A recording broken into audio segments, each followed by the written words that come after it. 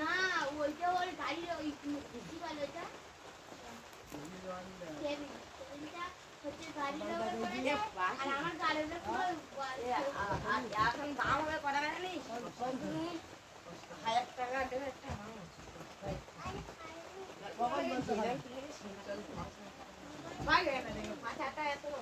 ভালো করে সারা যাবে